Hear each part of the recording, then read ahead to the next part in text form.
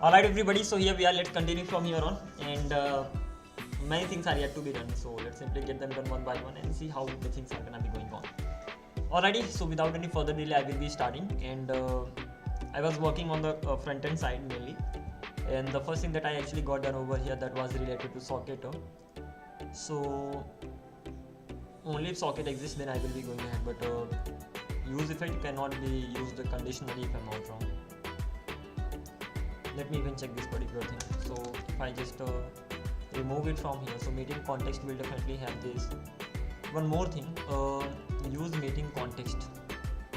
I'm not able to get the socket ref directly from there. Even I'm gonna be asking this thing like, why am I not getting the socket ref directly? Socket ref, I should be getting it directly from here, but I'm not getting that. So that is something I have to just ask this question from ChatGPT. Why doesn't this work directly? Again, when you work with TypeScript, so you need to make sure that you are taking care of the types as well. So use meeting context is returning possibly null context. So your context is created like this.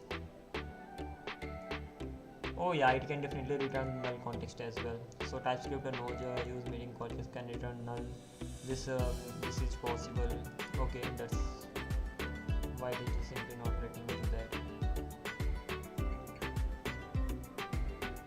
Use meeting context. It's better to check this over there only. Okay, let's do it. So what can I actually do? I can go here, and in this particular section, first of all I will be getting the context. So here I am, and const context is gonna be equals to this. So here I got the context. If I don't have the context, in that case I will be just simply returning also in the error. So throw new error, and that's gonna be what? Use meeting context must be used inside meeting context provider. So use meeting context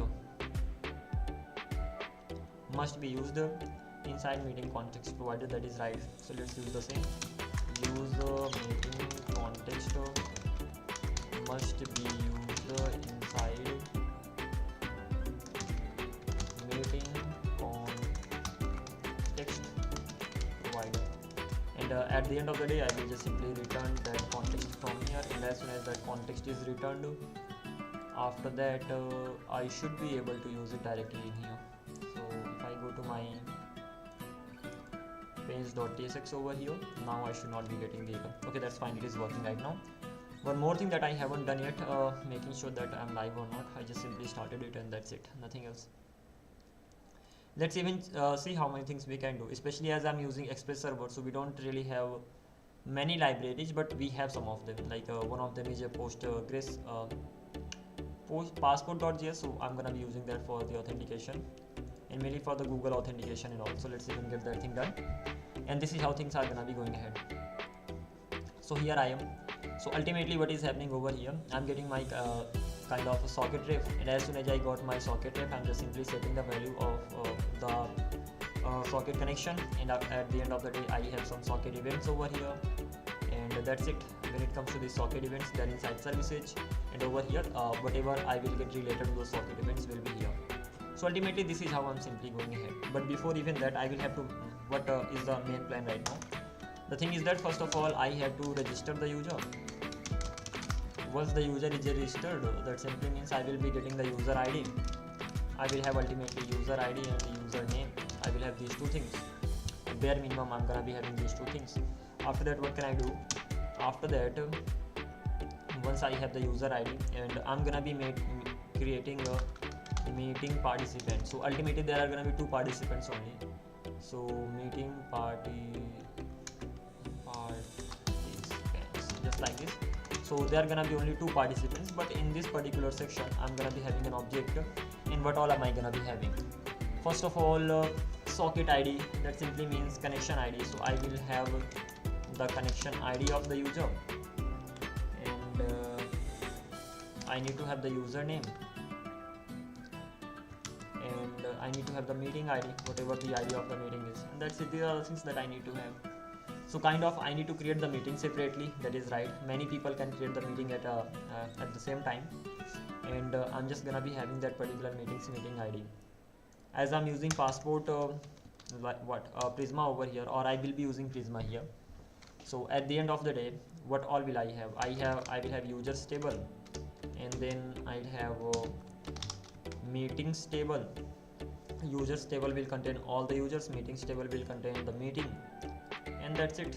And this should be, when it comes to the users table, I'm gonna be having a username over there. ID will be auto generated. I will have username over there, and I may have the email there, and there could be password as well. I mean, these are the things that are gonna be there. Bare minimum code I will have. And when it comes to meetings, so inside the meetings, ultimately there are gonna be many meetings, and do I need to actually save them inside the database? If I want to, I mean, user information, of course I need to save them in the database. But when it comes to this meeting information again, that's not the most important thing to be saved. As long as I have the meeting connected or the meeting is on, I'm gonna be just simply having the meeting related information on the server side, and then as soon as the meeting ends, I will be removing everything. So for now I'm gonna be going with this like this only. So I'm gonna be having a meeting array over here, and inside this particular meeting array, what all will I have? First of all, the meeting ID. So if there's any meeting that if I have any meeting, so I will be creating the ID for that particular meeting, or kind of the meeting name. Yeah, let's do like this. So meeting name, that's gonna be a unique name, so you had better keep that particular thing in mind. Apart from that particular thing, I will have the connection ID of the particular user, and that's it. These are two things, like who is the user that is connected to that particular meeting, and that's it, nothing else. I may have the username too, so username is gonna be there. That's just for showing purpose. So these are the few things that I'm gonna be having here, and this way I will be getting the things done. But on top of everything, first of all I need to just create a use Prisma and just get the authentication stuff done on the backend side, right? So let's simply close everything from here and stop everything. It got connected so many times. Exit the front end part, ls, and now I'm gonna be using Prisma first of all. So let's go here, prisma.io.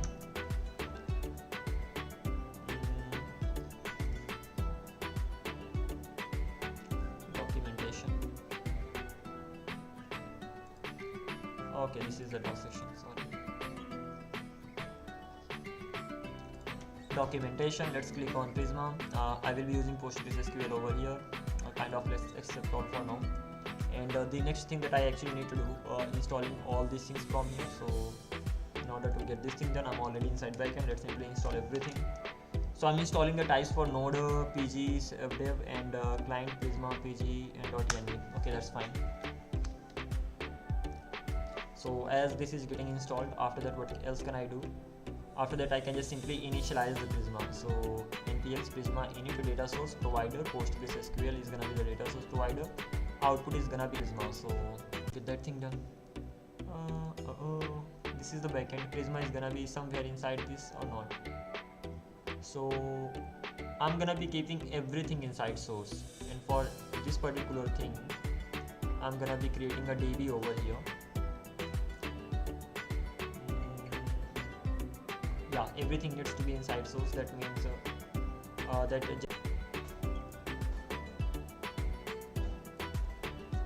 coming back on track. Okay, right now the network connectivity is good. I can just simply continue from here on.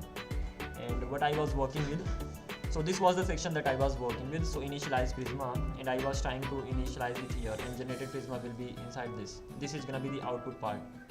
So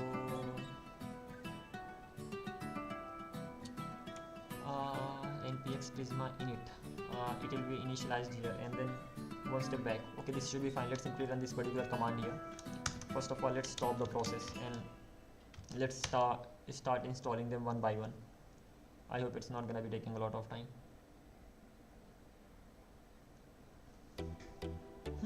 One of them got installed, and the second was this.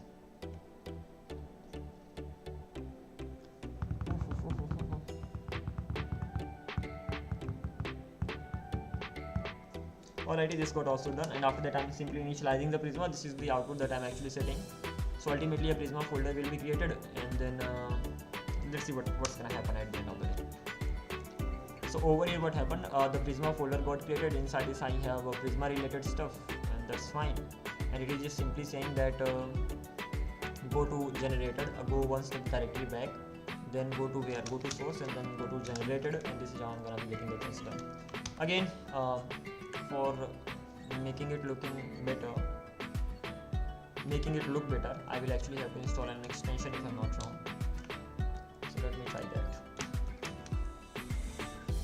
There should be Prisma type something. Don't really know the name of that extension, but there should have Prisma name for sure. And I think this is the one. Let's see. Yeah, this is the one. So right now things look good right after installing that, and now I can just simply continue from here on. Let me remove it, and Prisma client find source generated Prisma. So inside source I have to just create the Prisma client, and this is how it's gonna be done. Environment variable I already environment variable I already have it here, and let's remove everything. As for this database URL, I will be, what is this database URL? Okay, never mind. I will be creating it, creating the database URL on my own, and that's it. Most of the things are already done. What is the next thing that I have to do? The next thing that I have to do is Prisma config. I must have that already here. So when it comes to this Prisma config, I have it here, and this data source URL either I'm getting, that simply means maybe I need to install this thing here separately. Don't know, it got installed or not, I'm not sure. So let me install it here. So once it is installed, am I still getting that particular error? Turns out yes, I am getting that. So what can I actually do? And here, what is the problem? JSON schema for task compile configuration. Prisma, this is the source that I have. What is the issue with this? The type URL is not assignable to URL. Undefined is not assignable to type string. What is undefined over here? The expected comes from the property data source, which is declared here Prisma config, and it is saying that this is a kind of null. npm install @node type /node as the dependency. Will it work?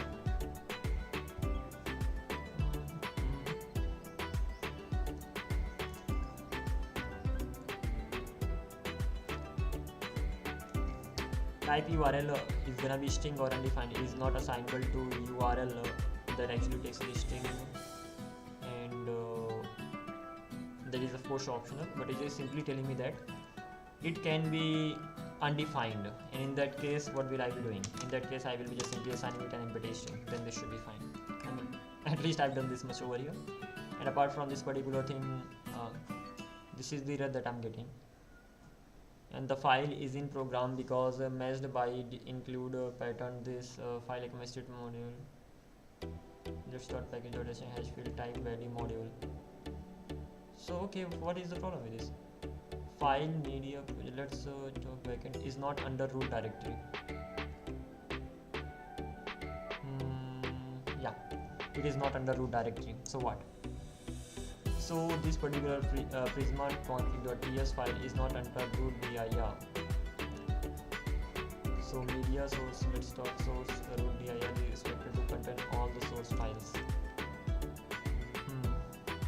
The file is in the program because the meshed by the default pattern including my package file value module JSON script configuration. Is there any solution to this? It is just simply telling me that this Prisma config file is not inside root dir, that is this one. So I could do one thing. I'm not gonna be using that here, or I'm gonna have everything inside source. So that could be done too. But apart from this particular thing, is there any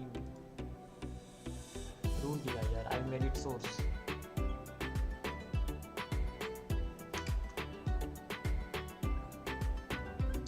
Then it goes. So if I make the root dir the whole backend thing, then whenever I'm actually building it, so whole things are going to be built. And I just wanted to build the source section. Let's see, if I just run over here npm run build, then what will happen? Nothing happen. If I check this thing out, so this time I have prisma config.ts, so I have many things that are not even needed, and that's crazy. npm run build, let's try it one more time. I got list, inside list I got these things, kind of not important, but I still got them, and then I have the remaining stuff. Kind of not a problem. I'm just simply making my root dir the current directory, and the out dir is gonna be list, and I think it should be working fine. npm run dev. Okay, turns out it is just not able to run some of the things. Let's check those things out. So list index.js, it is saying what? Internal CGS load editor, backend list index.js, it is just unable to run that. Module not found. And why is that so?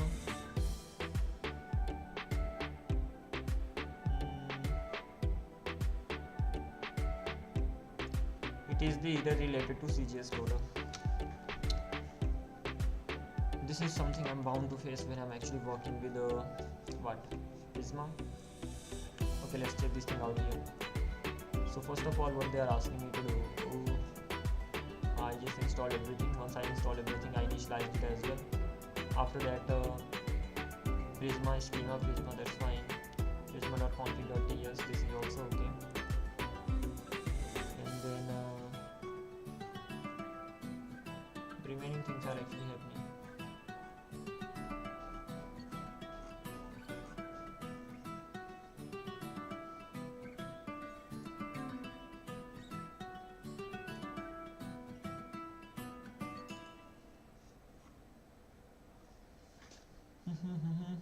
So mkdir hello prisma, cd hello prisma, init npm install typescript node and all I've already done that. After that I'm simply installing them. Then ts config just simply is going to contain this much, and type is gonna be module. So let's do one thing. This ts configuration I will be adding from here, and this is the ts config stuff.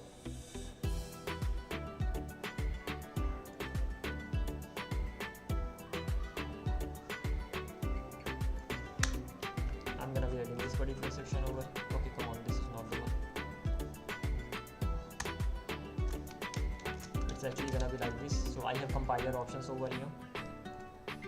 Apart from this particular thing, I'm adding the type module, that's fine. npx prisma will just simply initialize that, and npx prisma init data source generated, fine. And then prisma config, I already have it here. This I already have it.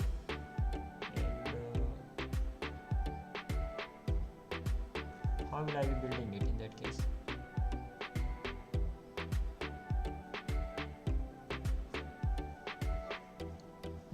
It is using npx ts. Oh, that's crazy. It is just simply using tsx to just simply run the ts file directly. That is something that I don't have to do. In that case, when it comes to this compiler options, I'm gonna have my source or root dir over here, and that's gonna be src, and I'm gonna have out dir, and that's gonna be /list. Any problem with that? Definitely it has. So it is just simply giving me the same error again. If I just do this much, it will not give me that error, but again this is going to be the problematic stuff.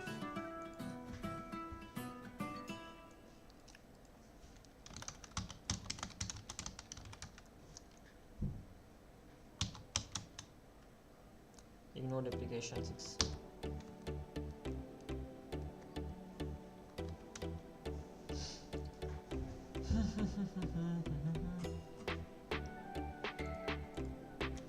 Anyway, I will have to build it, and when I'm actually building it, then that's gonna be problematic. How can I get rid of this error?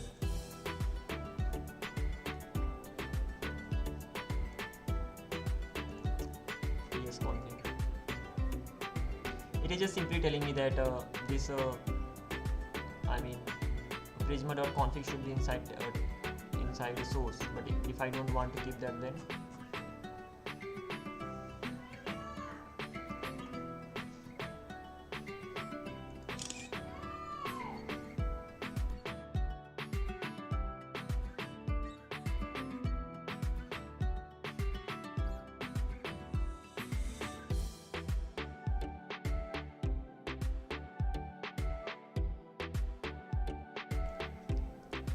alrighty then. Let's give this error to ChatGPT and find out how can I just figure it out.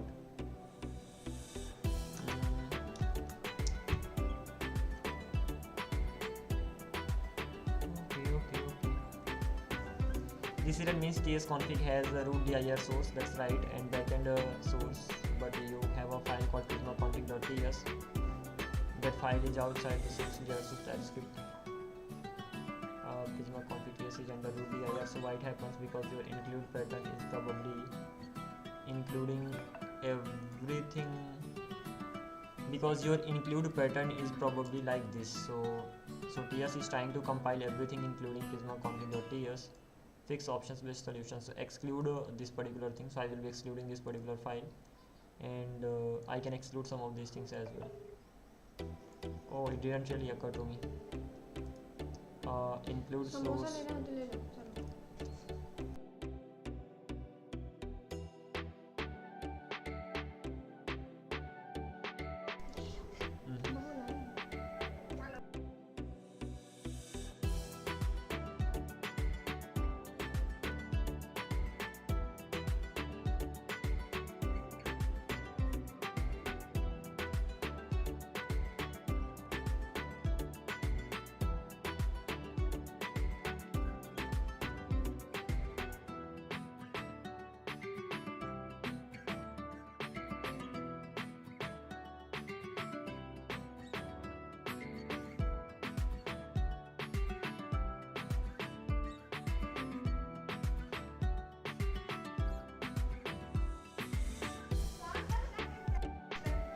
Okay, then let's go ahead and continue from here on. Just my system was talking, nothing else. So here I am, and I have root dir source including where is included. I mean, yeah, when you get stuck, your English is gone completely. So what will I be doing over here? I will be including. So at that time, include. I mean, I hope this is how it should be done. So what I'm gonna be including? I'm gonna be including everything inside source. That is include. Oh, this is not how it's done. Let me get rid of this. It should actually be somewhere below this. So here I'm gonna be including it, and when I'm including it, I'm just including the source, and I think this should be just resolving the error. Okay, this is again process, and we can't find. Haven't I installed that yet? Maybe I haven't installed it. Let me do that again. It is just unable to find that. Control Shift V. So npm install WebDev types of node. I'm just simply installing the types of node. Maybe I haven't done that yet. Okay, never mind, it's going to be installed. And apart from this particular thing, I have to just simply exclude some of the things too. So exclude, what will I be excluding?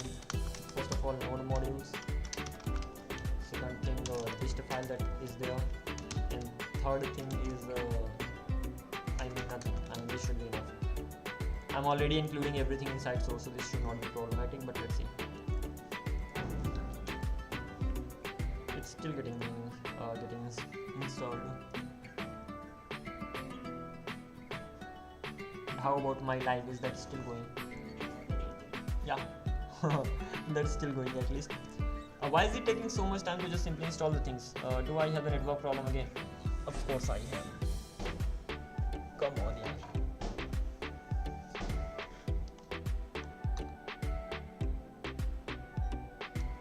This should be fine. Okay, so this particular thing is done, and after that this error should go away, but it is not going away. So let me do one thing. I reload the whole window. And is that going to be gone right now? Nope.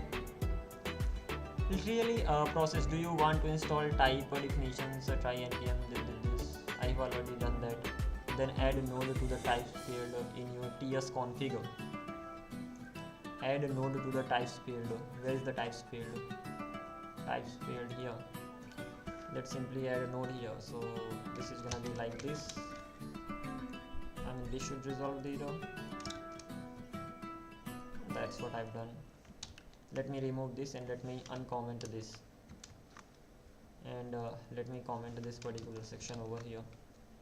So for Node.js, I'm gonna be adding this as well, and npm install node, that is already installed. That means this should just do the job somehow, but it is not doing the job. Reload the page. There is an update available, forget about that. Why am I still getting this error? Can't find name process. Do you need to install node, these definitions for node? That I have already done that. And then add a node to the types field in your ts config. So I went to my ts config. I added this as well. I mean, type was added. And then npm install d@this. Let me do it one more time for the last time. ls Control Shift V. And now is this going to be gone? Actually,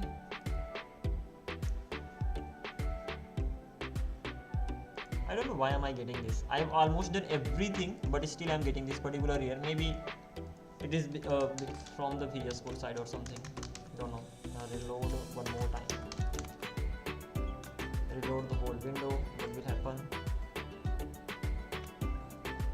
It simply tells me there's an update. Okay, let's forget about this thing. I don't know why I'm getting it. Even if I almost followed it, each and everything, I just simply uncommented both these, but still I'm getting that. Apart from this particular thing, there's really nothing that I can do here. Nothing else. Okay, let's not worry about it much over here. Okay, so this particular thing is done. Apart from this particular thing, now what do I have to do? ls inside source, I need to generate the client, but even before that, I need to have my models over here. In the model section, I'm just gonna be having the information of the user. So model, I'm gonna be having user, just like this, and what? I have to go to Prisma here and check this thing out. So Prisma, I think this is the one. Not really. Quick start Prisma. How do we write the models?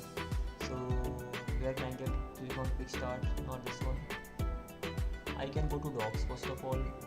Then I can go to Postgres. Then I click on guides. After that,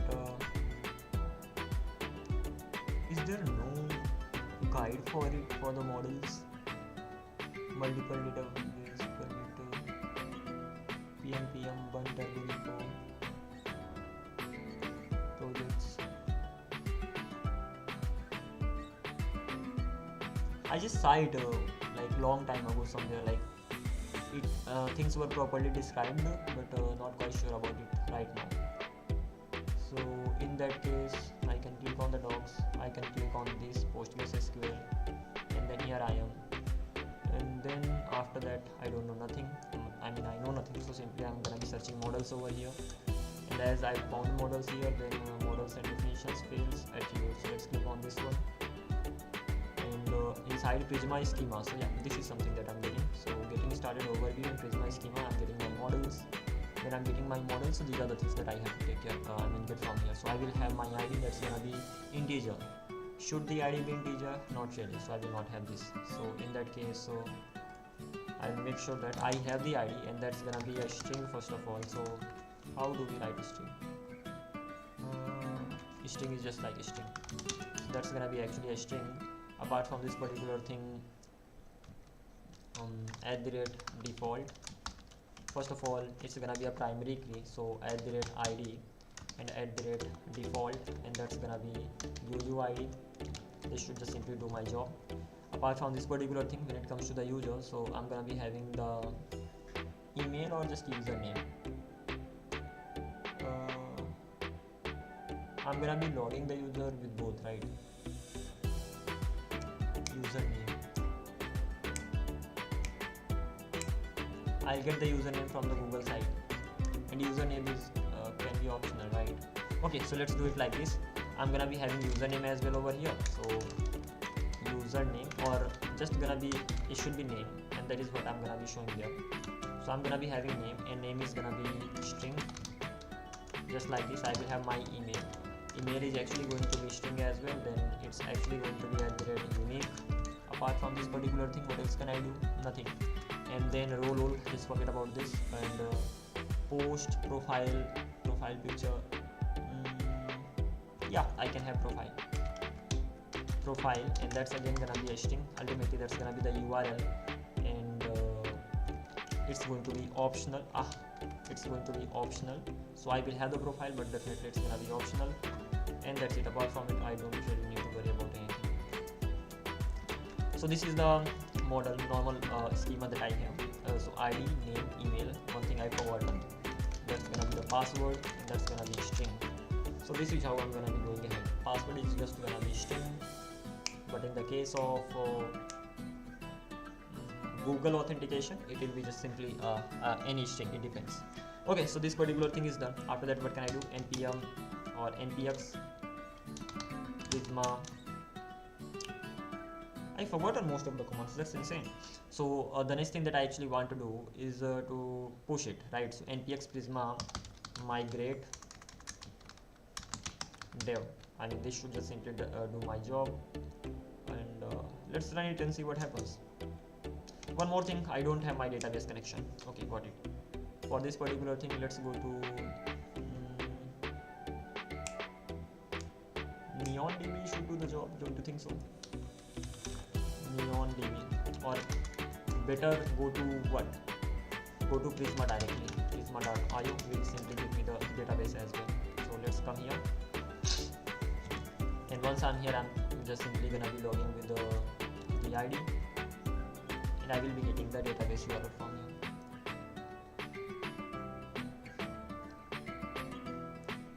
So it's gonna be new project, and that project name is gonna be what?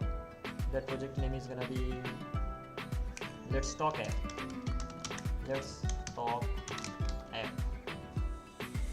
Click on Get Started. Click on Create Project, and click on Connect. Get the link. This should be fine, right? Don't you think so? Enable through polling connecting. Or I'm gonna be okay. At a time, I can only do one thing. Forget about the polling. I'm gonna be disabling the polling right here. Prisma accelerate, Prisma polling. I'm gonna be going with this much only. I'm not gonna worry about other stuff over here. And the environment variable is actually gonna be that. So let me remove it. Let me have the new environment variable that I've got. And the question is, why am I not able to format it right here? Control Shift F. Okay, it cannot be formatted. That's fine. Here I'm still getting that error. That's okay. And once I've got this, then I should be able to migrate it directly. Tring, tring, tring, tring, tring.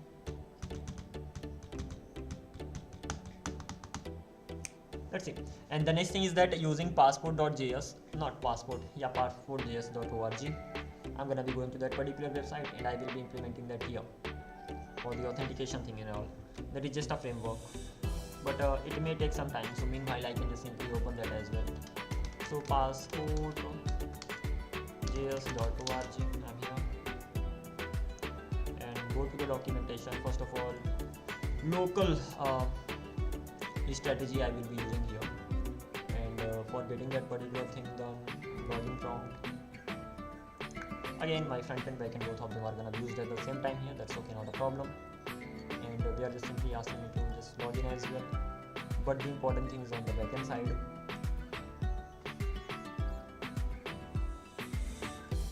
this is how I'm gonna be using the routers too. So let me get the router work done as well here. So migration init schema. I wish I were using what? I were using the local database, but okay, right now I'm using that, so that's fine too. I can come back here and I can just simply close this. I can go to studio, and right now I'm gonna be getting this user table, and I have ID, email, name, password, profile. I think this much information is enough. Okay, what is the next thing that I can do? The next thing is to generate the client first of all. Client. Okay.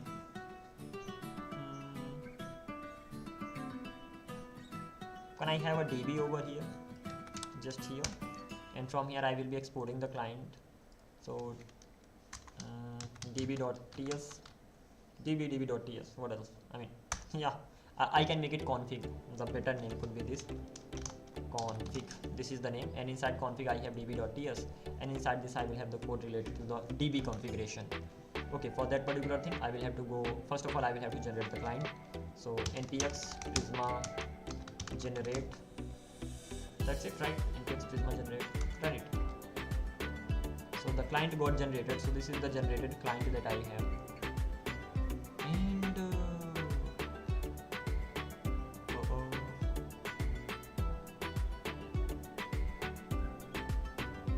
that's kind of okay, or I can actually have it outside too.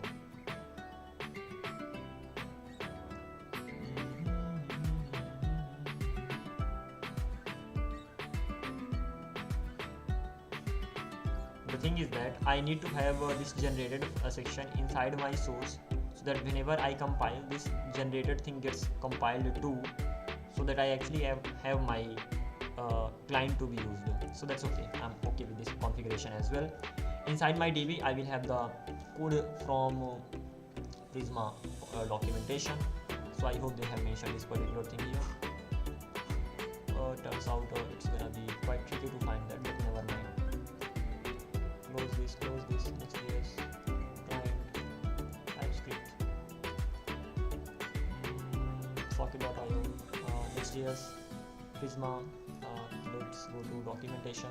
Let's click on PostgreSQL, and right now where do I have to go? Interesting stuff. You don't even know where you have to go. Yeah, I don't know that yet.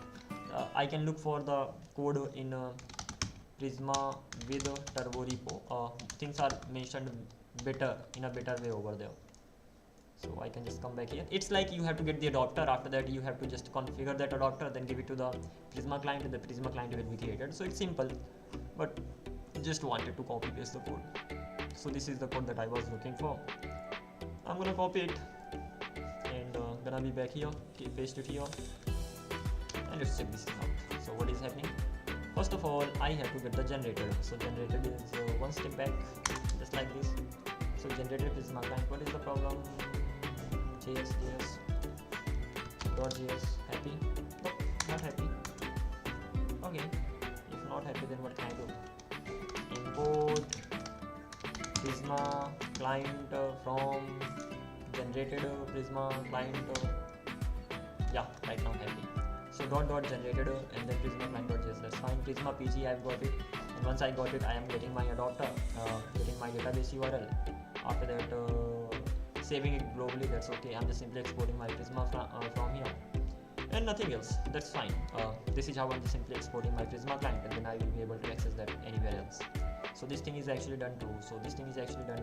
This error I will keep getting, so forget about that. And done. What else is remaining? So at least this particular section is done.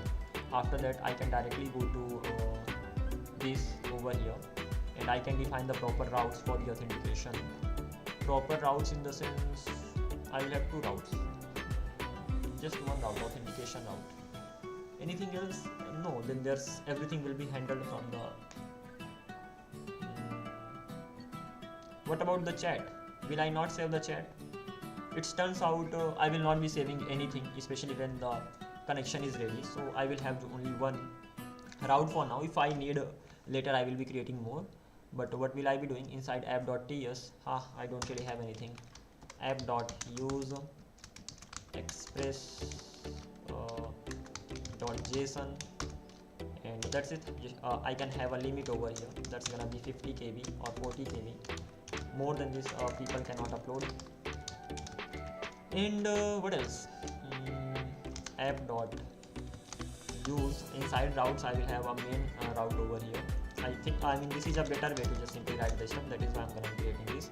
And I will have auth route as well. So auth.route.ts, just like this. I will have index.ts, I have auth.route.ts. Inside index.ts I will do what? Const router. I will be getting router from the express side, and export default router, I will be exporting it. And after that router.route, what is going to be the route? Route is going to be register, not register. Route is going to be auth /auth, and then I will have something or the other. Is that so? I think so. So this is gonna be the route, and what else? Not this, yeah. Router.use /auth, and I will have my auth route over here. This is how it's gonna be going on. Control C, come here, paste it here, and I will have router.route is gonna be what? Route is gonna be over here. Register, or let's have sign up. I mean, let's have register is better to write. So register, and the another route that I have, router.route / what? Register, login, router.route / logout. Log out. Arey yaar, log out. This should be fine. So these are the things that I have, and this should be quite kind of okay. And what else do I need to do? Again, I need to just get many things done here. All of them are gonna be post methods. So .post, I will need the information about the user as well. That simply means I will have to get methods here too, but that is gonna be related to the user, right? User can get his own information. So I will have one more route. That's a good thing. And apart from this particular thing, router.use, and what will I be using? I will be using import auth routes from where? From current directory of route.js. So I got my auth routes, so I will be just using auth routes over here. So this is how I'm gonna be going on. So I got all my auth routes, and what else? I'm gonna be having one more thing here, and that's gonna be user.route.js. I mean ts. It will contain the information related to the user, right? Yeah, if the user wants to get his profile, or I mean that's it. User can only get his profile, nothing else. So that particular route section will be here. That's it, nothing else. I could have kept it inside auth, but getting the profile information is different from the user information. I mean different from the auth section. That is why I will be keeping it here. And this is going to be get profile and nothing else, and get request, and many things will be handled soon. And apart from this particular thing, I can come back here. I have this auth route. I can create one more, router.use / what now?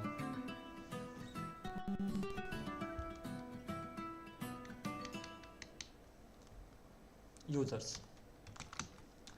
This should be fine, right? Don't you think so? And user routes, I'm gonna be getting it here too. Take it easy, just chill and keep coding. I mean, what is the use of just worrying about many things like, oh, I have these many things to do.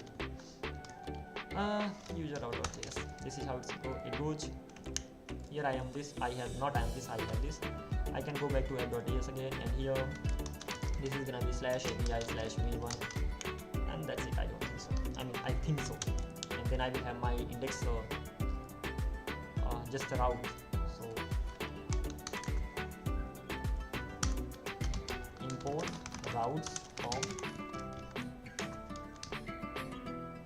routes/index.js. I'm getting it from index.js. Yeah, most probably you will be doing it like this only. I'm gonna be getting all my routes here, and this is how things are gonna be done. Routes, inside my routes, I have my auth routes, user routes, and they are connected like this. What else could be better than this? Fine. Okay, anything else that I can do? Anything else? Let's check this thing out. So routing thing is done, and once the routing thing is actually done, now I have to implement the logic. For implementing the logic, I need to create the two things here. Auth.controller.ts, this is the first thing, and user.controller.ts. I think this is fine. Inside the auth, I will have what? One more thing, man. I'll have to go to my utilities, and inside utilities I'll have to create async handler. Async handler. Is this the name? Okay, let's name it. Async handler.ts. What will this do? It will take a function, run that function, and just simply tell me whether it has the error or not. So export const async handler. The main thing starts from here. So what will this do?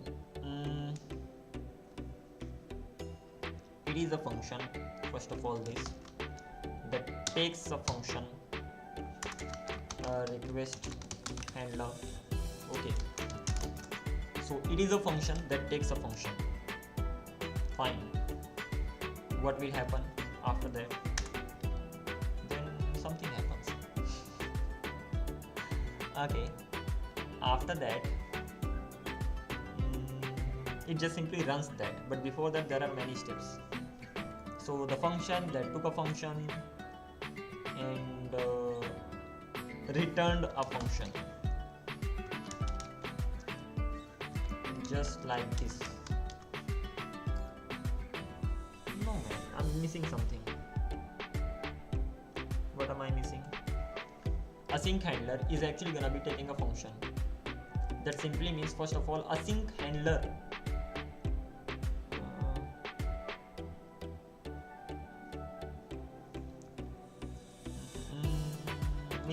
missing something. Okay, I have it written. It's not like I don't have it written, but wanted to write it on my own, but it's been really long time. It just simply one thing, gets the function, runs that. Simply if it gets any error, just simply handles the errors and all, that's it. In that case, how can I write it on my own? So first of all, this is definitely right. It is a function that got this particular function.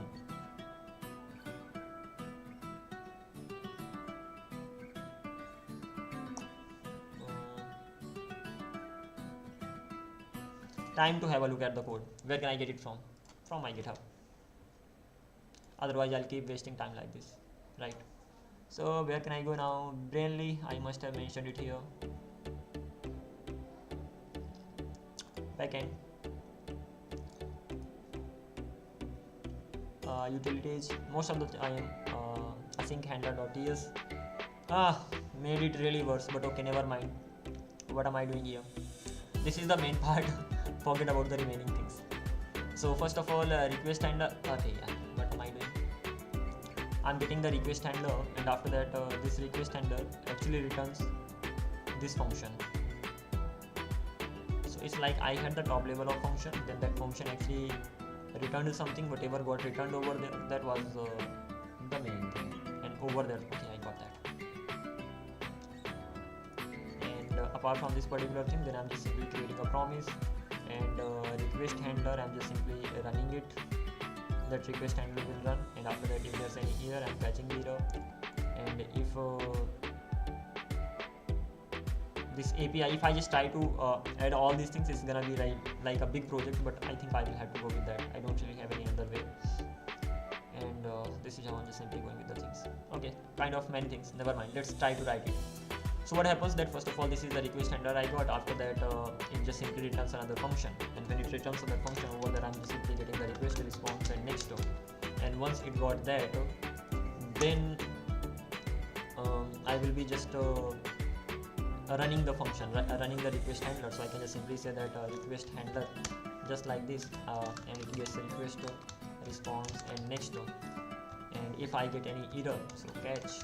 If I get any error, then I will be just simply returning that particular error. So it's gonna be like next and the error, I mean not like this actually. If there's any error, in that case next and the error itself. So this is how things are gonna be going on, but I'm getting many errors.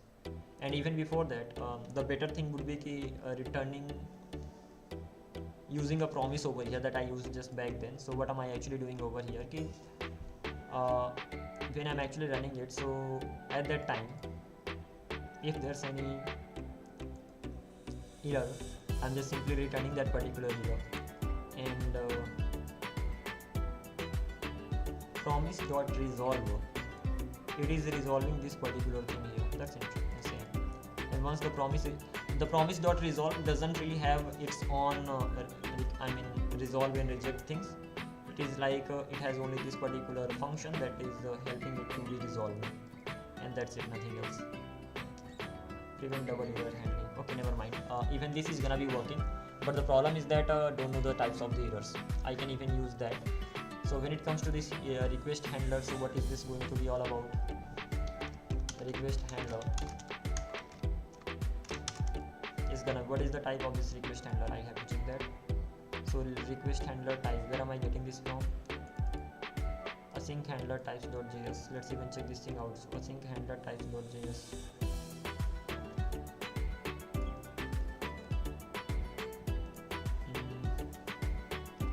Async handler type.js. Inside types and then utilities and then async handler. So I have to go to types, inside utilities, and then async handler types.js. And what the hell? So literally. Okay, so let's come back here. When it comes to this request handler, so this is actually a function, and as this is a function, so I can just simply say that the type of this is actually going to be a function. So let's even create it right here. So interface and request handler type just like this, and over here I will have my request handler. So the request handler, and it is actually a function, so it will have request, it will have response, it will have next, and it will just do something inside itself. As for this request response, so first of all, request, it will be coming from request should come from express. So request request.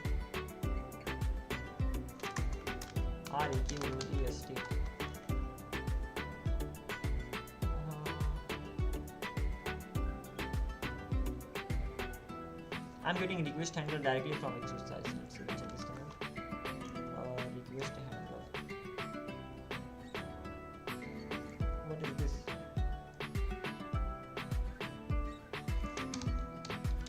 This is not something I'm looking for. Can I get a request from the express side? I can definitely get that.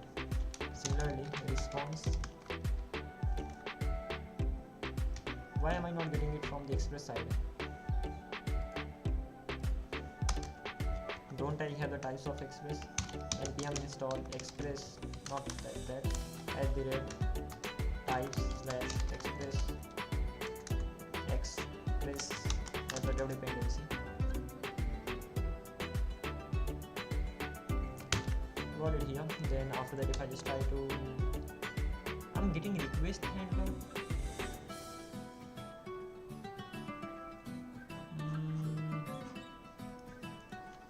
I'm sure I get it from the express.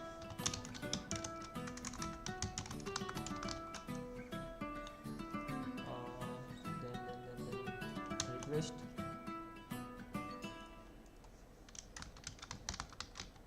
request. Any problem? Similarly, I can get the response. This is insane. Why am I not getting these types from the express side? Type, response,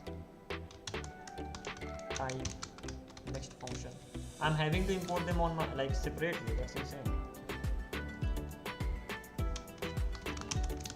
This is fine, but why am I not getting the suggestions here? Next function. Okay, so this is good so far, and this is the type. As I got the type, one more thing. Request is gonna be equals to request.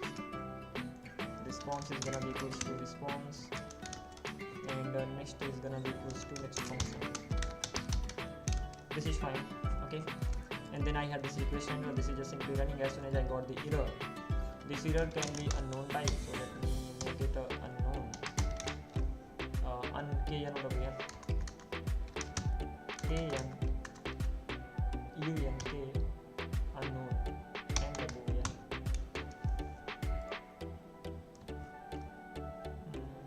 As for the type, let me give it this type here. This is fine. So ultimately it got the type. As for the error, I made it unknown. Request handler, expression is not called, but request handler type has no call signature. This request handler is actually a function that I'm calling request handler type.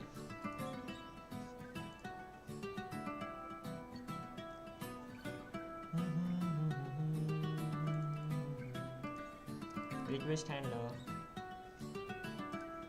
What did I do here? Request handler is oh seriously, I could have assigned it directly here.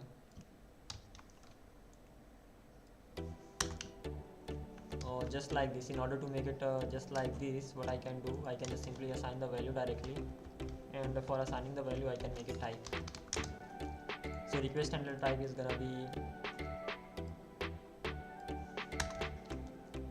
request handler is gonna be actually a function that returns nothing, and then I'm just simply assigning it this over here, and then I'm catching the error. So then property catch does not exist, CATCH. Once it actually gets called, then I'm not getting this catch property over here. That simply means I have to make it a promise in order to get that. Request handler. Will I have to make it a single? In order to check this particular thing out, I can come back here again. And request handler, why am I able to use this catch over here but not there? Request handler request response next to.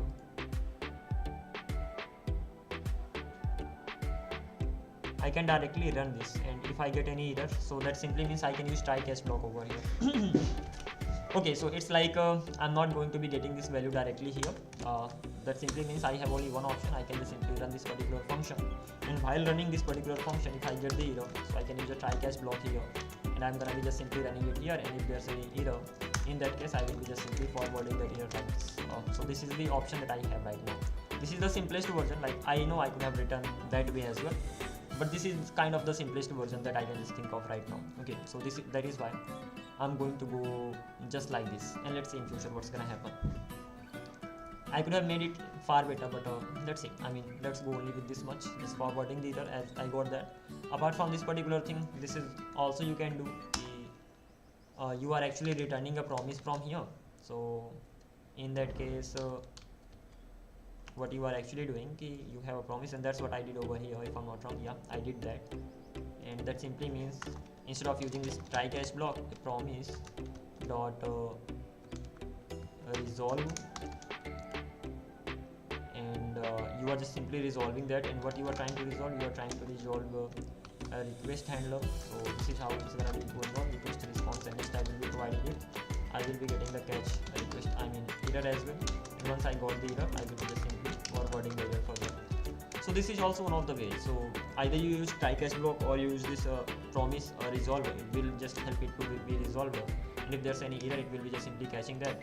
Completely up to you, but any one of these ways are gonna be okay. By the way, this particular thing is done, so let's move from here on. And nothing else. Close this from here. And once this particular thing actually got created, I could create even a API response. I could create a API. Let's create them as well, the shortest version of them. So why not? So what I'm gonna be doing over here, I'm gonna be creating my API response, whatever I will be sending in my responses. .ts. This is gonna be one of them, and that's gonna be API error.ts. This is how I'm gonna be going ahead. But again, how will I be creating them? First of all, class. These are the pre-types that I'm actually creating for the response as well as the error. And first one is gonna be API response. API response and it will be just like that. And in this API response I will have some properties, and they are gonna be kind of the private ones, private properties, think so. And but I will have a constructor, most important thing over here. And as I have the constructor, whatever will I be passing in this particular constructor, that is something that I have to think of. So new API, whatever I pass, that will come inside this particular constructor. And the very first thing that I will be just passing here is gonna be the status, and then the second thing is gonna be the message. And status is done, message is done. What else do I want to send? So status, message, and data. I mean, this should be okay. These many things I'm gonna be sending. And once this particular thing is done, and then nothing else, I can just simply assign the value. So this dot status is actually gonna be the status. This dot message is actually going to be the message, and this dot data is actually gonna be the data. But I don't know the type of any one of them. Having said that, private status is gonna be a number. Yeah, it's actually gonna be a number. So the type of status is gonna be a number, just like this. And when it comes to this message, so private message, the type of this is gonna be a string, that is for sure. This data is gonna be kind of a bit tricky. So private data, and type is gonna be unknown. I mean, I'm gonna be going with this. The type is basically I can send any kind of data inside that. Okay.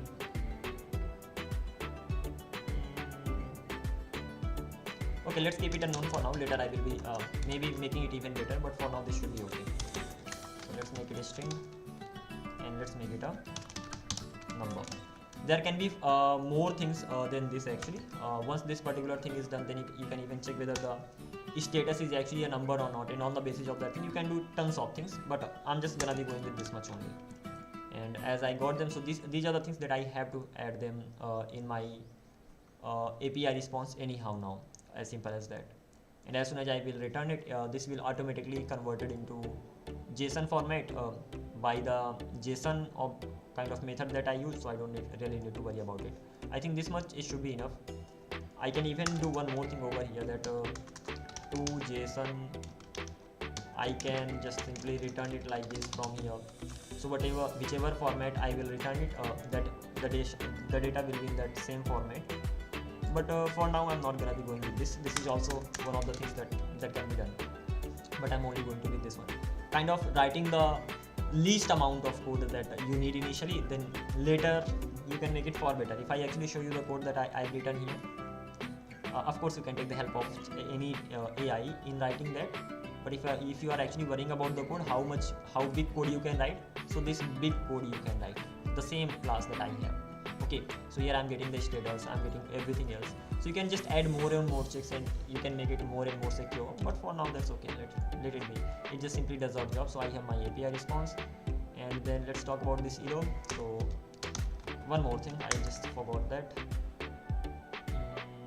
This API response export, I will be exporting it from here so that I can actually use it somewhere else. Export default API response is gonna be exported from here, and then I can come back here, class and API response, not API error. It will be extending as well. Can I make it like this? A class can extend another class, definitely. So extends, it will be extending the error class. This is how things are gonna be going on. And after that, it will definitely have a constructor. That constructor will have the status first of all. It will have what? It will have message, and it may have some kind of error.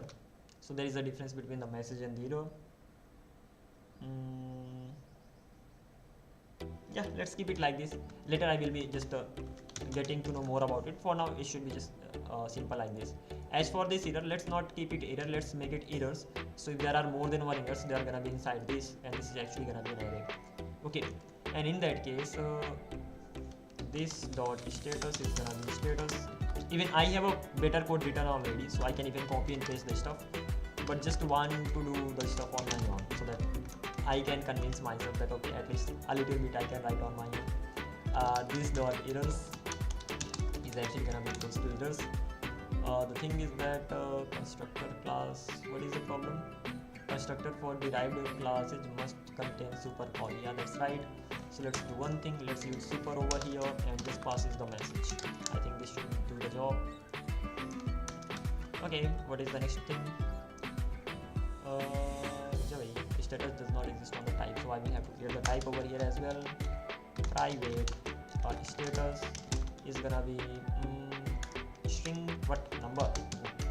So this is the first thing. Then private message is actually gonna be string just like this, and then I have private. There are gonna be private errors. This is gonna be the unknown type errors. I mean, again, I'm making it unknown. I could have defined proper way exactly what all is gonna be there. I'm just making it unknown because it's gonna be taking time, honestly. And this is something you can do even with the help of ChatGPT. So let it go. Status is gonna be what? Status is gonna be number. This thing is gonna be a string. This is gonna be an array of many errors. So the type is, I'm just keeping it unknown for now. Later you can just make it better. And that's it. This thing, is this enough? Not really. What is the issue with this? API is declared but never used. Export default API error, just like this. And now what is the problem? Incorrectly extends base class error. How does it extend the base class? Class don't extend, they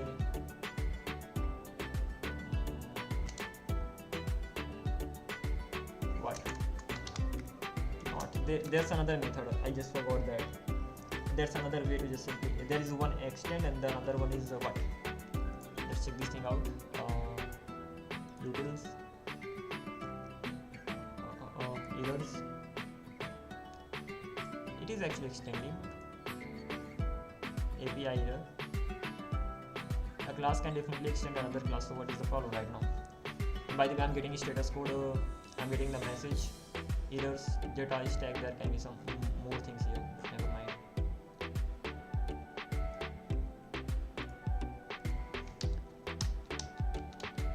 Extends. So class API error.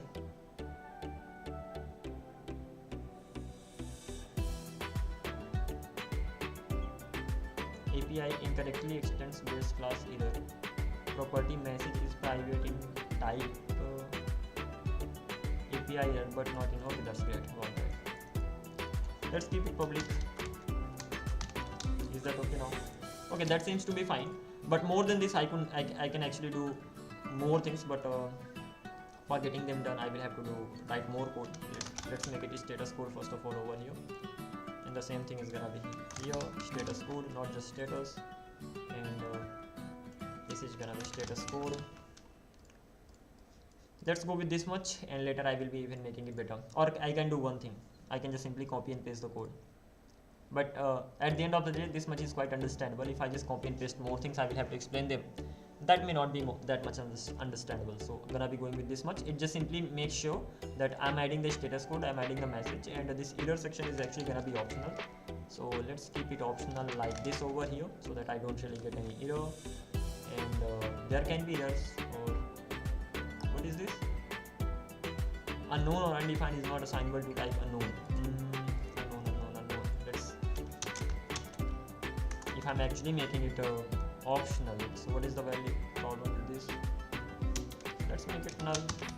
What else? And errors can actually be this, or it can be null. So if there are still getting that error, so the error can actually be the array, or it can actually be null. So the errors that I'm actually providing here, undefined is not assignable to type null in this. Yeah, that's right. So what can I do? If it exists, that's okay.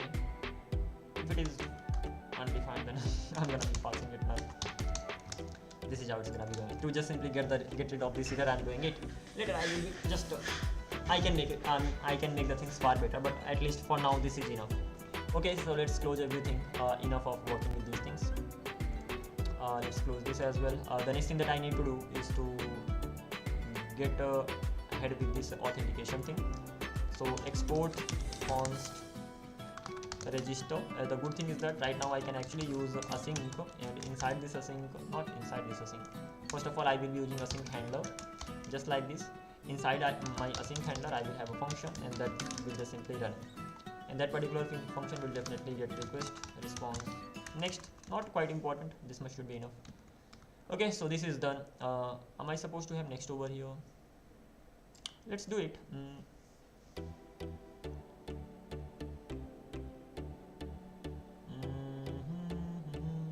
Okay, this is not quite important, this much is fine. If there's any error, if any error I get, that will automatically be forwarded there, and that's what I want. So I can just simply throw the API error, it will automatically be called, so I don't need to worry about it. So this is the first thing. Let's make the name right, register, just like this. I will be showing exactly what happens. Let's go ahead with this. Second one is actually gonna be login. Third one is actually gonna be log out. So this is how I'm gonna be going on. Like I am going to go on, and let's see what's gonna happen later.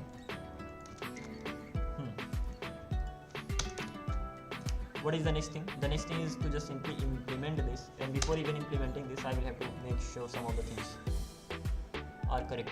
And one of those things is this particular section over here. First of all, I have to build a form for the authentication purpose.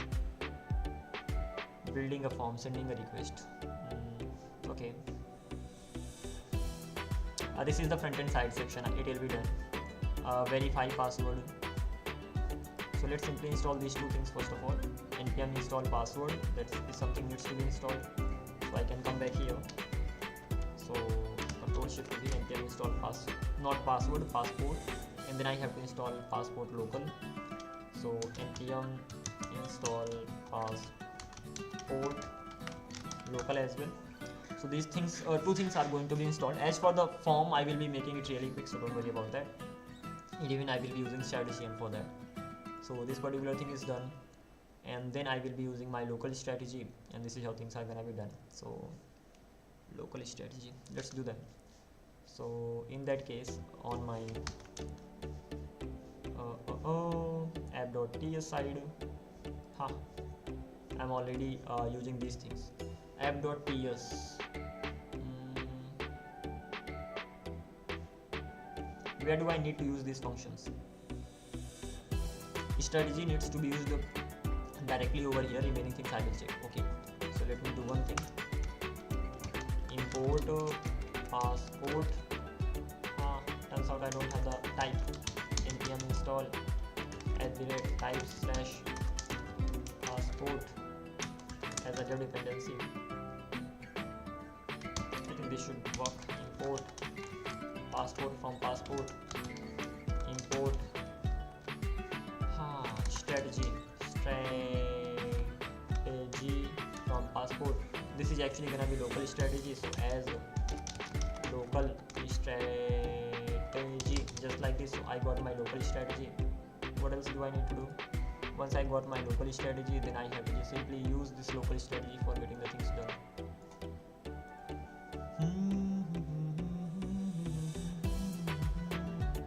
Should I do it right here? Don't really have any other way. So okay, not a problem, let's do it. So at the bottom, somewhere here, app.use, I will be using my local strategy. How do we use the local strategy? New local strategy, just like this. I will be getting I will have a function. Name could be anything, naming it, making it verify over here, and that verify function will have the username, and that naming function will have a password and the callback.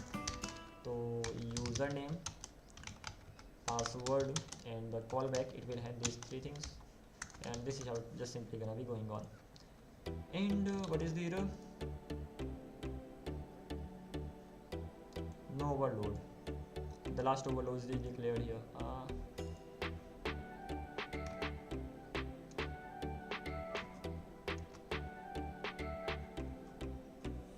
No overload message is called. The last overload give the following argument: strategy,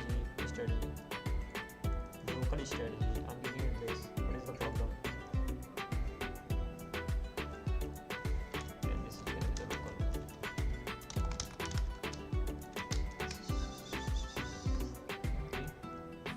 just a minute. Okay, sorry, not app.use, it should be passport.use. Sorry for that. Passport.use. Again, this local is optional, but I'm gonna be having that. And apart from this particular thing, zero arguments, but got one. Zero arguments, but got one.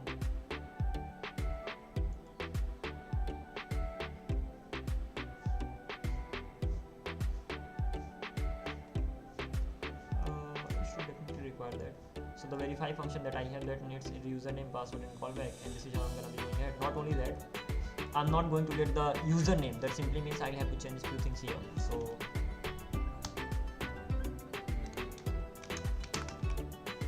what was the method here? I've forgotten the name of the method. I'll have to go through my notes. Let's see if I can do that really quick. So I can come back here, go here. That was the section where I kept it, right? So in that case, there is a method or property that I've forgotten. I have kept it, like saved it, so that I knew in future I will forget that, and that is why I just thought of keeping it safe. So what was that property here?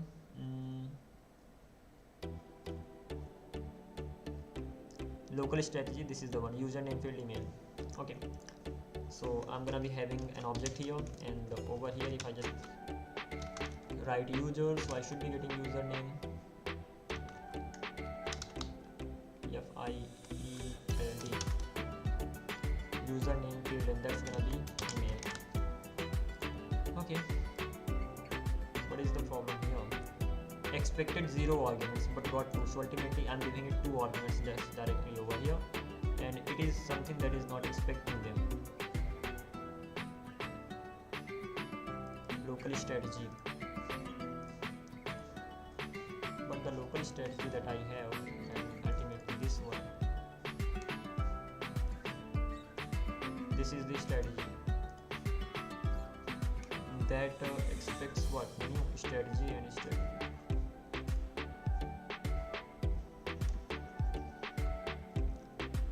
So ultimately this local strategy is just a strategy that I'm getting, and I can even change the name. So this is just basically the sorry, that's bad. Import strategy from where? From passport local, but I don't really have that here. Okay, interesting. So if I'm not wrong, first of all, the strategies is gonna be imported from passport local, because that is the local strategy. So it will be coming from passport local, but the question is, do you have the type of that? So npm install add the types / passport local as a dev dependency. Right now that's done. If I just try to install the import the strategy right now, strategy, now I'm getting it from passport local, and this is the strategy that I was talking about. So let's name it local strategy. Once it is actually local strategy, let's name it local strategy here as well. Right now it's not giving me any error, and if I just try to use a username field, it just simply gives me email. So username field is actually gonna be email. I will be getting my now email over here, I will be getting my password over here, and that's it. Again, these things are gonna be coming just this much. Can't I get anything else? So especially whenever you are using this strategy, at that time you will only get these 2 options, nothing else. I have to go with only this much. That's crazy. Okay, never mind. I will be getting my email, I will be getting my password. As for the name, I will be just saving my name separately. Okay, this is how it's gonna be done at the end of the day. Fine. So when is this strategy even gets triggered? So whenever I log in, so I must have even mentioned this particular thing here. Signing with Google, this triggers the strategy. So whenever I just do authenticate local, so it just simply triggers that particular sign-in. And it is mainly for authentication. That means register is something that I will have to do on my own. So whenever I will try to log in, at that time this particular thing will be triggered. I can come back here again in the documentation. Where is that? Here it is. And this particular strategy will be triggered whenever I try to log in. And login password, password.authenticate, local, save redirects, login, and this is how you are gonna go ahead. Interesting stuff. Let's get this thing done too. So whenever router.post, and whenever I'm trying to log in, at that time I have to call this particular thing, and at that time this particular strategy is going to be triggered. More logic is going to be here, but before that I can go to what? I can go to auth route, and here post, and I'm mainly gonna log in. And this login will require what? This login will mainly require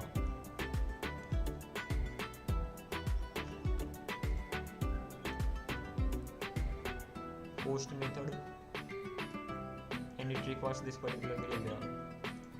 So this is the post method that I have. As for this passport, it will be coming from passports. So post method, passport, authenticate this, and local. If it is success, it is redirecting me here. Otherwise, it is redirecting me here. But even this is not what I am supposed to be doing. So what can I actually do to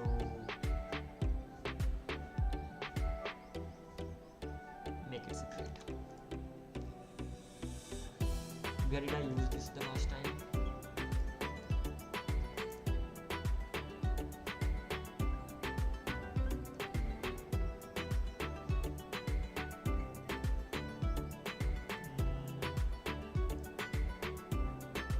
This is not how it can be done, because of course I'm not using kind of my front end and back end. They are separate, they are not together. That simply means I have to send some kind of response from here, and that is not something that I'm doing here. And this is not mentioned here, so in that case I did it a while ago, but did I save that in my notes or not, I don't know. So let me even check that thing out properly, whether I actually saved that or not.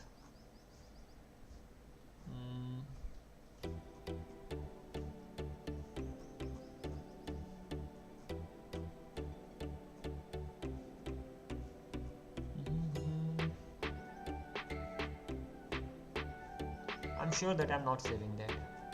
Like, I haven't saved that in my notes.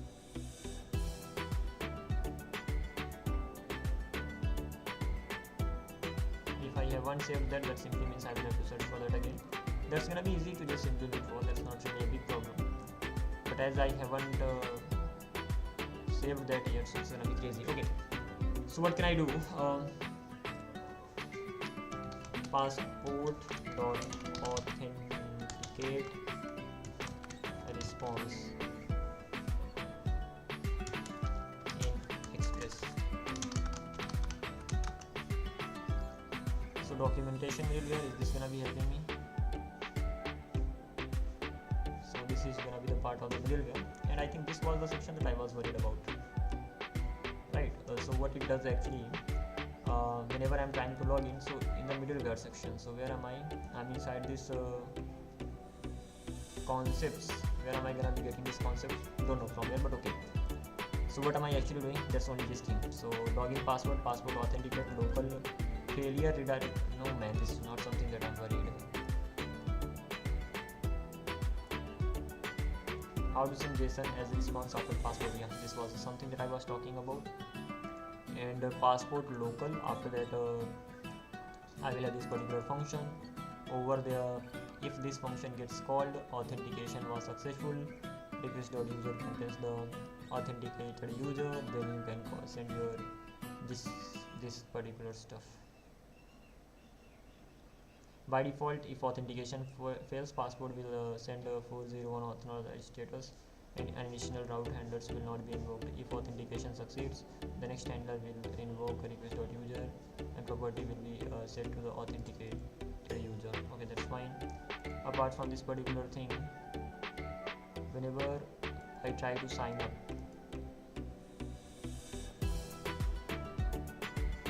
to passport authenticate, sign up, login function inside that particular function you are actually calling this particular middleware. That's actually good too. I mean, it can be done too. So login, I have just that particular function that is gonna be a post request for sure. Passport authenticate local. I will have a function that simply gives me error user info. If I have the error, return next. If user does not exist, then return response direct to login. And if request.login user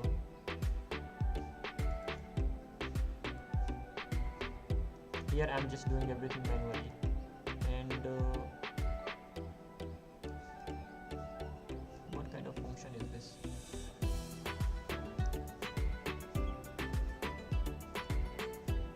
Passport, first of all, after then auth callback, passport authenticate basically. After that, sign up. Okay, this is not something. I think this is something I should be going with right now. It kind of does the job, and it is just like that.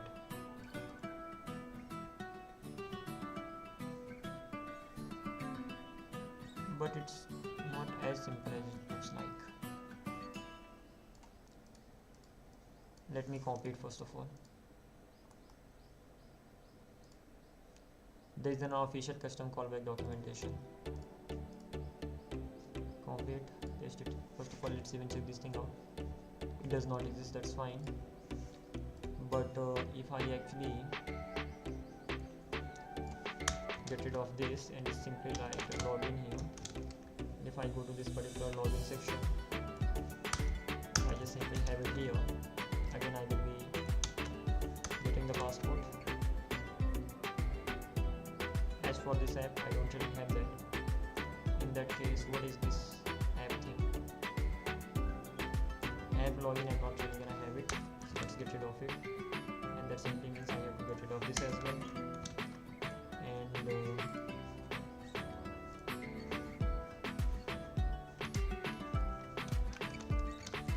so login local and passport.authenticate. This is gonna be local authentication here. User info. If I'm handling everything on my own, that simply means I have to go with this way. And at the end of the day,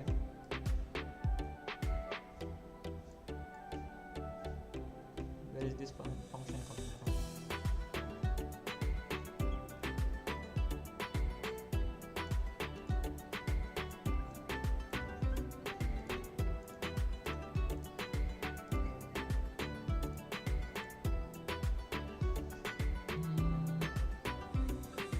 Okay, so this is the one.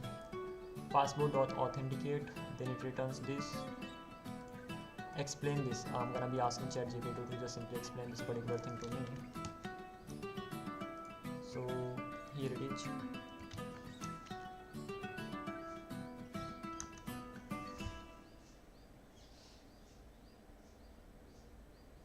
This code is the custom callback style of passport authentication. Passport this and then local request response next, but here you are doing passport authenticate with the callback function.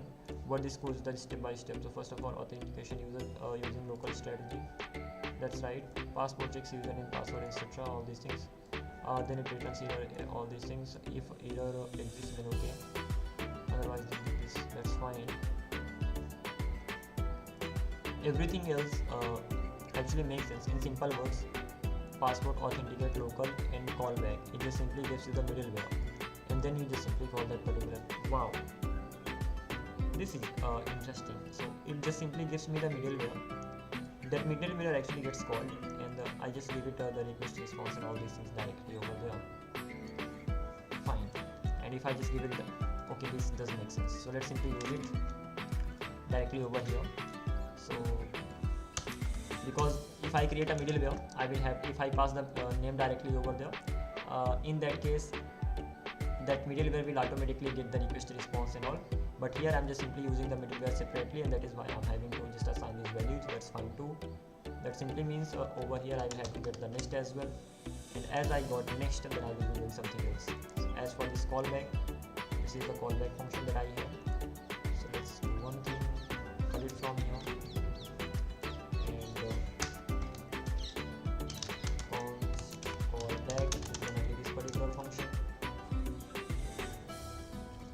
I have my callback, I have my middleware, and that's it, nothing else. I'm just simply gonna be calling this middleware as well. So what is actually happening, I have my callback, this error can be type unknown actually. User is gonna be type unknown, I don't even know what it contains. What will it contain? It will contain the user information, as simple as that. User information in the sense it will contain two things. By the way, I'm gonna be making it unknown right now, and information is actually gonna be unknown. I will be checking exactly what they contain. On the basis of that thing, I will be giving them the type. This passport dot authenticate local callback will be called, and this middleware actually runs. So first of all, this middleware runs, and as soon as this particular middleware runs, this callback will be running. If there's any error, I'm just returning forwarding the error, or I can simply say if there's any error, because I have the API error right now, so throw new API error, and right now I'm gonna be giving the status code, that's the error actually, so maybe 400. What kind of error is this? I will have to even check, right? So first time to log in, authentication error. So message is gonna be authentication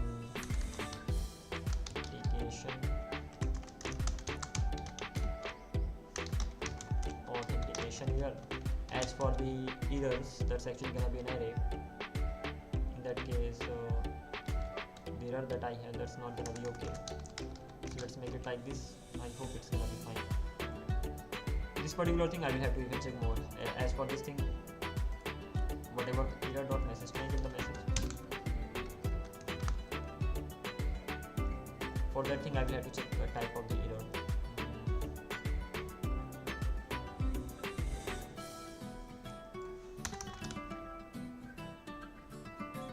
Okay, so first of all I will have to check the type of the error. On the basis of that thing I will be getting it done. But for now, let's should I go with this or not? Error instance of, if that's error, in that case error.message, otherwise string 5 error. This should make sense too. Yeah, so I'm just simply gonna be sending the error message, that's it, nothing else. Apart from this particular thing, if user does not exist, in that case I will be returning what? API error. So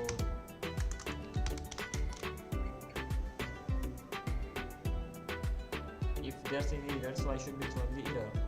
But if the user does not exist, then return response.status, that's actually gonna be 404.json new API response, and status is gonna be 404, and the message is gonna be user not found, and data not really. I don't have any data, but it will throw the error. So let me make the data optional here. So this is actually gonna be optional. This data is gonna be optional. That means I should not get the error over here. I'm still getting this. Okay, one more thing. This is not quite needed here. I can come back here, and right now I'm not getting the error over here. Then request.login, and if I have the user, then I will just simply log in with the help of the user. And the function, if I again get the error, in that case throw new API error, and what else? Status. That's gonna be error.status. Otherwise, if I have, otherwise I'm gonna be making it 400. And what else? Message. Error logging the user. This should be it. I'm making it more complex or simple, I don't know. And if once the user actually logs in, and simply redirecting the user from here, I have to just simply response.status user logs in 200.json, and what new API response. At least it clears that this is what you have to send. 200 user login as for the data, I can even send the user information data here. Like so, whatever the user information that I have, so user is gonna be actually equals to user. I may have to stringify the kind of sanitize the data over here, but let's see what happens at the end. So this much I've done over here. Kind of login gets done the right way, and I think it should just do the job. Apart from this particular thing, I have this register, so I will have to register the user before anything else. How will I register the user? So first of all, const when it comes to registering the user, at that time I will be sending three things. I will be sending my name, I will be sending my email, and I will be sending the password. This is how I will just simply go ahead, and I will be getting all these things from request.body. After that, I'm going to use FullStack here, not FullStack, Zod. Let's check this thing out as well. So this time I'm gonna be creating one more folder. That's gonna be validation, and that's gonna be auth.validate.ts. I mean, is this a good name? Auth.ts. Let's simply have this particular name, auth.ts. And first one is gonna be register validation, register schema. So export const register schema. I'm gonna be installing npm install Zod and npm install @types/Zod. My God, रुक जा भाई रुक जा. Dev dependency. So npm install Zod, npm install @types/Zod. Okay, this should be fine. I think I should be taking a break for literally.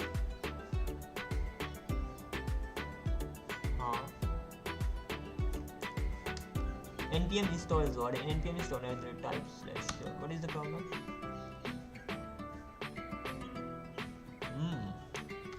It is giving me error. First of all, install the Zod. This is done. npm install @types/Zod. Will it show the error? Yeah, okay, never mind. I think types are not required. So what can I actually do here?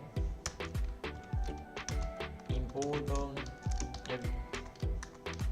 Zod Z from Zod, but what I'll do, import everything as Z, just like this. Z.object. Here we are. First of all, I will have what? First of all, how am I saying? First of all, I have my name, and this is Z.object. What? Z. What will it be? String. Yeah, it will be string.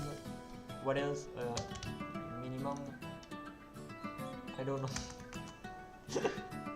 Let me go through the documentation of Zod.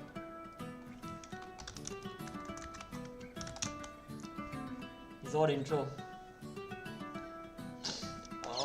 Schema. अरे भाई.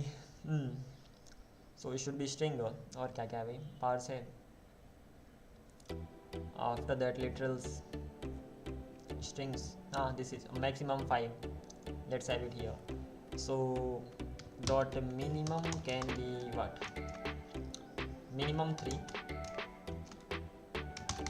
Name should be at least 3 characters long, just like this, and max 20. So max 20.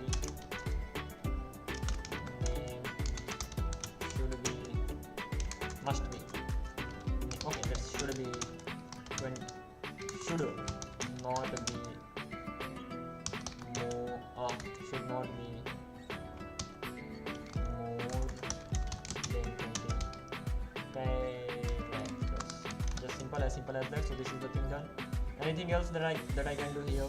Name cannot be unique, so that's okay. I can just trim it. That's a good thing. So dot trim. Dot trim. Just like this. And after that, I will even be refining it. So dot. I hope that is called the refine. So much. I think this much is okay for now. Okay, I do have things written in my notes as well. So if I go to my Notion, so there is one thing I'm missing too, so let me add that as well. So if I go to important topics, Zod, so this is the whole code I have. Over here, yeah, this was a transform.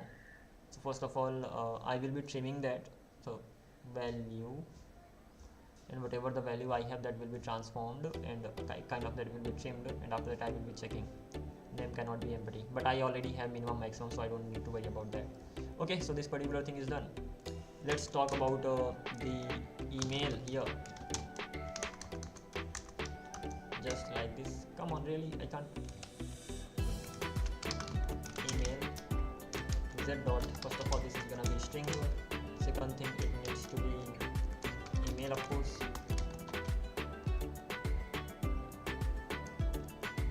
Invalid email dot this much should be fine, dot string, and that's it. What else? Let me check exactly what all do I have. Email is required, message, invalid email format, transform, lowercase. I mean, that does the job. So I have a string email. One more thing, email is required. Here name is required. Yeah, name is required. I need to have name is required. Email is required. Invalid email. Email format, trim, I'm changing it, and then I'm converting it to the lowercase to lowercase. Just gonna do that. I hope it doesn't find. And then what else can I have? I'm gonna be having password over here. So password z dot string and dot minimum 6 digits. Password should be at least 6 characters long, just like this. Dot maximum password should be password what? Maximum 50, maximum 100. Password should not be more than 100 characters long. So this is the thing. One more thing I can have it here, that confirm password. So I'm just refining this as well, so let's forget about that, not really important. I can have my confirm password, and many things can be done. I'm not gonna have this confirm password, like it can definitely be had here, and I could have done more things. Confirm password is mainly going to be for confirming the things and all, but should I really have it here? String minimum, refine value and all, and then I'm super refining. So let me have that too, as I have reached this place, this much complete, and just simply paste it here. So this is actually gonna be confirm password, and once I have this thing, then I will be refining it. And I hope I haven't changed anything. Confirm this. So the way I'm going, that is right. It turns out to be like that. Okay.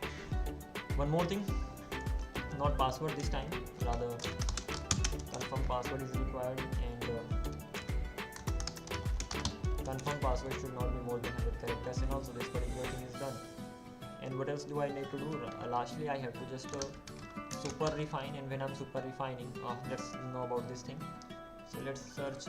I already have the code written. Okay, so if I want, I can copy and paste, but it's better to just simply search the things on your own and know get the things done.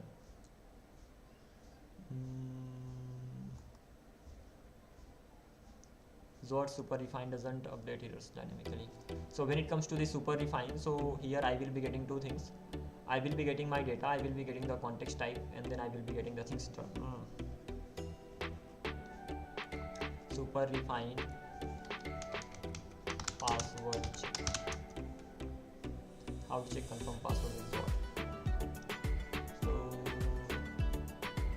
here I'm gonna be using super refine. I will be getting these things in the data format. So this is the data that I'm getting. Then I will check whether this is equals or not. Can I copy and paste? Not really.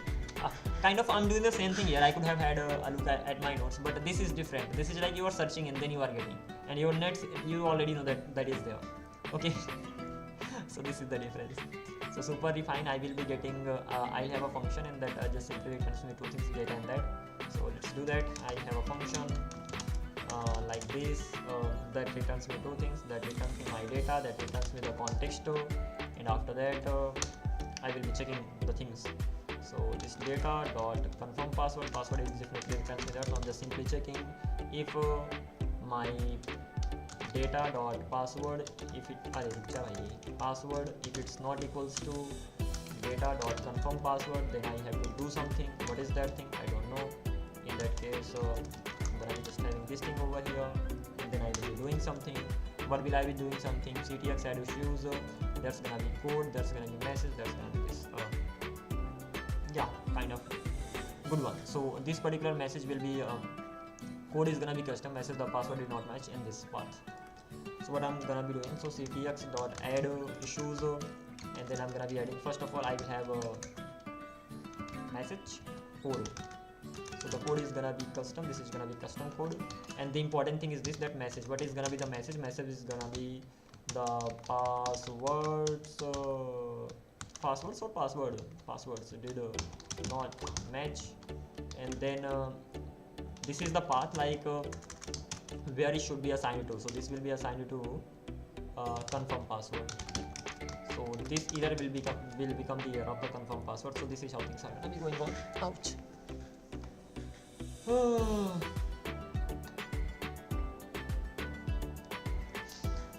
Okay, so this much we have done. So as this thing got done, then I can just simply go to what?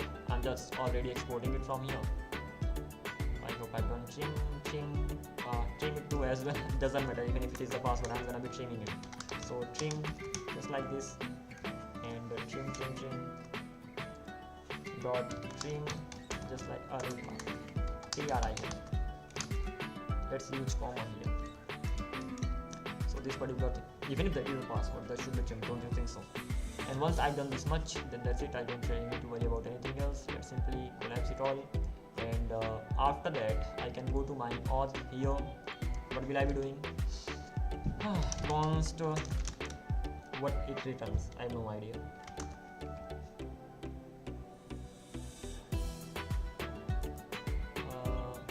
I have in my notes, it's not like I don't, but Zod validate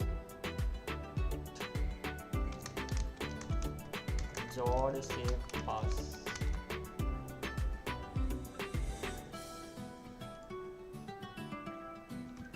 Okay, do I have it here? I can go inside this and I can check it directly. So I have my parse here. Save parse, Control F. Okay, here it is, the save parse. Okay, got it.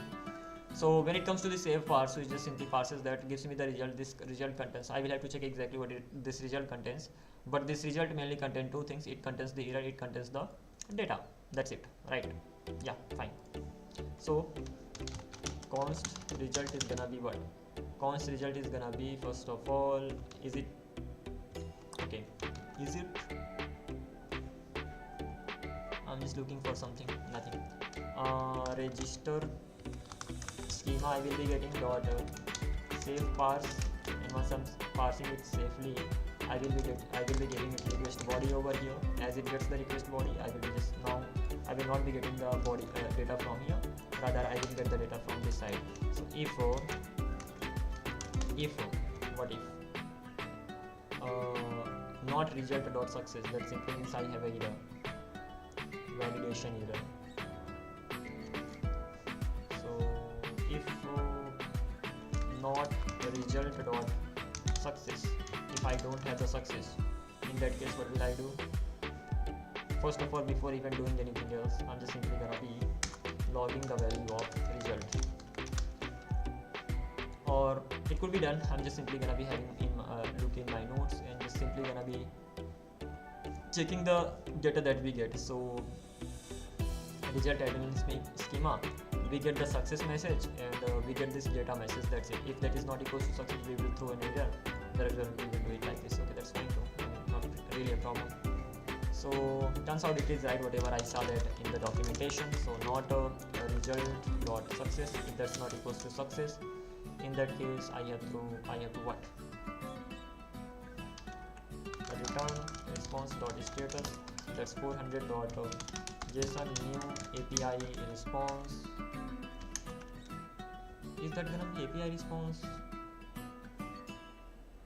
And even just above what I did in this particular section, here I got the error, right? And then I actually threw the API error. Is this even fine? Authentication error.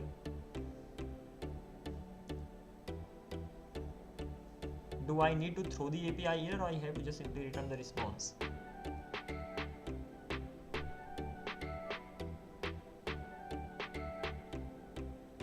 This is mainly for the response API response. Let me check this thing out. Where could I have that? Brandy. Where am I using the things? So inside my controllers, let me have a look at this. Exactly how am I using API request? API error. So if I'm throwing the API error directly, wow, interesting. The response is getting returned properly in the proper format from here. So yeah, new API response, I'm just simply returning that. But in case if I get the error, I'm just simply throwing the API. And how is this getting handled? This particular API error is actually getting handled from the error handler that I haven't created that yet. So that's fine, not really a big problem. So whenever I get an error, I do this. That simply means even if the user does not exist, I am doing the same thing.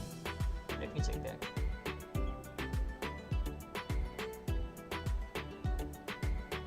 Yeah. Interesting. I'll have to handle it. That's another case, but I'm just doing it directly.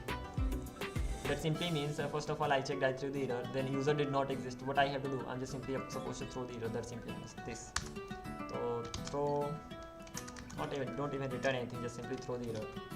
So you could have returned directly from here too, or you could have just simply sent that. Completely up to you, but I'm just simply throwing it. I will be handling it in the end. Throw new API error, and what is status code? 400. Message is gonna be what? User not found. Just this much. And as for the error, forget about the error. And if there's any error again, then I'm just simply gonna be sending this message and this. And if the response is successful, in that case I'm gonna be simply returning proper response from here. So this particular section is done, and the same thing will be happening over here. If I don't have the if I don't have the success message, then throw new API error, and that's gonna be 400 validation error. Just like that. I will even be knowing more about that. And as for the data, so const I will get what? I will get my name, I will get my email, and I will get my password from not requested this time, result.data. Alrighty, continue from here on.